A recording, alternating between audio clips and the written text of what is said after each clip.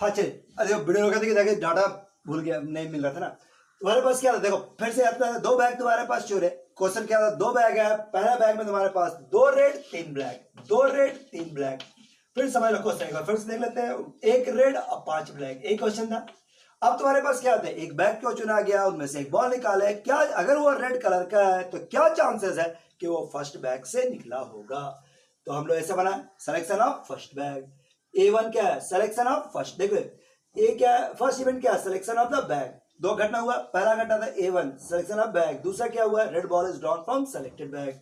पहला काम यहीं पर, ये लाइन समझ के बाद पढ़े देख लो, स्टेप को पढ़े देख लो, यहां तक हो गया। दूसरा क्या था, दूसरा आपका क्या था, A1 तुम्हारे पास क्या, selection of first bag, first bag का चुनना। और A2 क्या, selection of second bag. Partition हो गया। ए आपका सेकंड वाला इवेंट ए कहते हैं। Now according to Bayes theorem P A1 by A, जिसका निकालना उसी को ऊपर रखना, उसी का रखना और उसी के आधार पर प्रोबेबिलिटी बताओ। A1 बाई A, तो ये लिखे A1 और A बाई A1, और नीचे जितना भी था A1 A2 A3 जितना भी सब का लिख लेना। अब A1 selection of first bag 1/2, A2 selection of second bag 1/2, selection of red ball from the first bag is selected. माने पहले बैग जो चुना गया और उसमें से रेड का निकलना। सो बताइए A by A1, A by A1, चले पहले बैग से रेड का निकलना क्या हो जाएगा, तो दिस इज 2/5। सिमिलरली अगर हम ये बात करें P A by A2, P A by A2, सो ये वैल्यू तुम्हारे पास क्या हो गया 1/6। ठीक है 1/6 लिया, सबका वैल्यू मिल गया। अब लास्ट स्टेप के फ्रॉम फर्स्ट में उसका वैल्यू बढ़ा ले।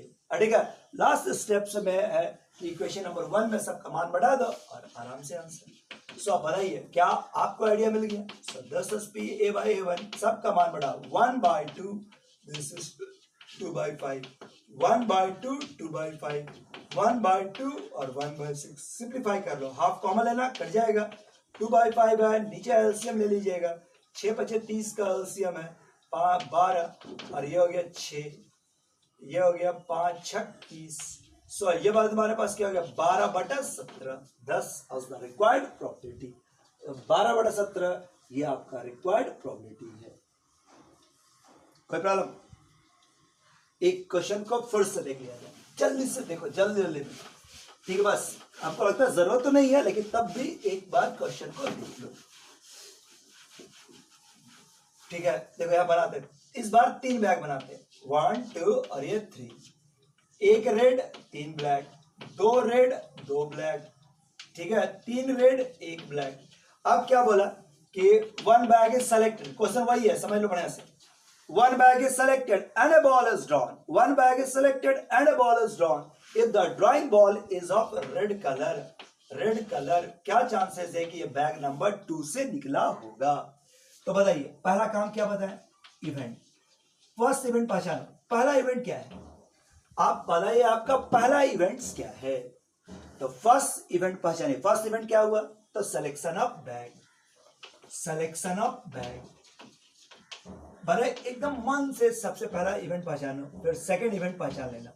सेकंड इवेंट क्या है कि red ball is drawn from selected bag. Red ball भैया इसमें कोई दिक्कत नहीं ना, red ball is drawn from selected bag, from selected bag, selected bag से रेड का निकलना।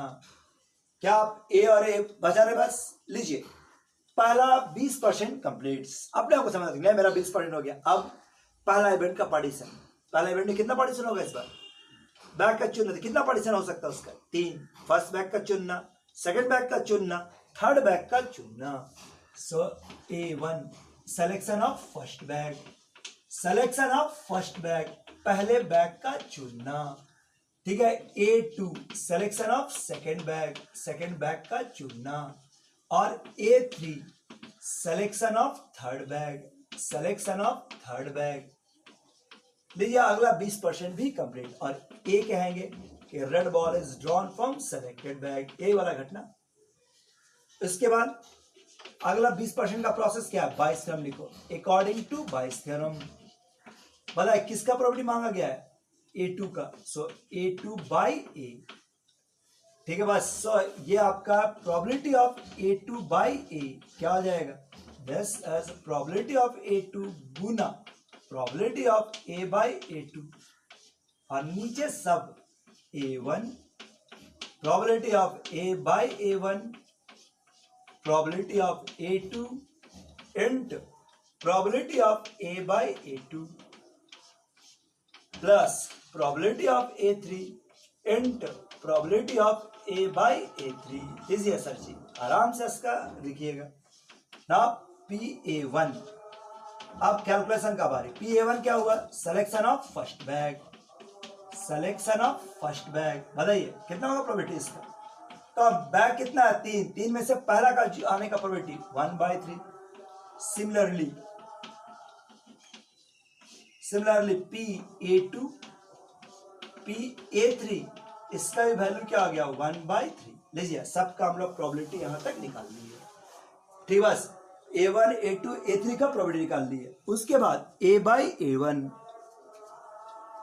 ठीक है। Now probability of A by A1, A by A1 का प्रोबेबिलिटी क्या मतलब होता है इसका? ठीक है, सिलेक्शन ऑफ, मतलब सिलेक्शन ऑफ रेड बॉल का निकलना। सिलेक्शन ऑफ रेड बॉल कब? When first bag is selected, when first bag is selected, जब पहला बैग को चुना गया। अब बताइए मतलब क्या हुआ? मतलब इसका क्या हो गया? PA by A1, सो पहले बैग में से रेड का निकलना क्या हो जाएगा? 1/4। सिमिलरली अगर हम बाकी के बारे में ध्यान दें तो A by A2 का वैल्यू सेकेंड बैग से रेड का निकलना 2/4 और A by A3 third bag से रेड का निकलना 3/4। लीजिए सबका वैल्यू आ गया। अब केवल आप इसको इक्वेशन नंबर 1 में बढ़ा लीजिए फ्रॉम फर्स्ट। अड़ेगा now from first PA2 by A का मान सबका वैल्यू आपके पास अवेलेबल है 1/3 into 2/4। देखिए 1/3 into this is 1/4, 1/3 into 2/4 और 1/3 into 3/4। लीजिए सब में से 1/3 कैंसिल हो जाएगा। ऊपर में आ गया 2/4 और नीचे हो गया आपका 2/4, नीचे हो गया 3, 2, 5 और 1, 6, 6/4, 4 कट गया। So required probability is 1/3। Required probability is 1/3। 6 number का क्वेश्चन है, कितना सॉलिड क्वेश्चन, कोई दिक्कत नहीं ना। एक आप भी बना लो फिर से, लो। ठीक है, 3 बैग है, एक में 5 रेड और 4 ब्लैक, एक रेड एक ब्लैक। ठीक है, बस एक रेड और ये तुम्हारे पास क्या है? 2 रेड और 3 ब्लैक, 2 रेड और 3 ब्लैक। एक क्वेश्चन है, कहा कि 1 bag is selected and a ball is drawn if the drawing ball is of black colour. अगर ये ब्लैक कलर का होगा तो क्या चांसेस है कि ये थर्ड बैग से निकला होगा? लीजिए बराबर से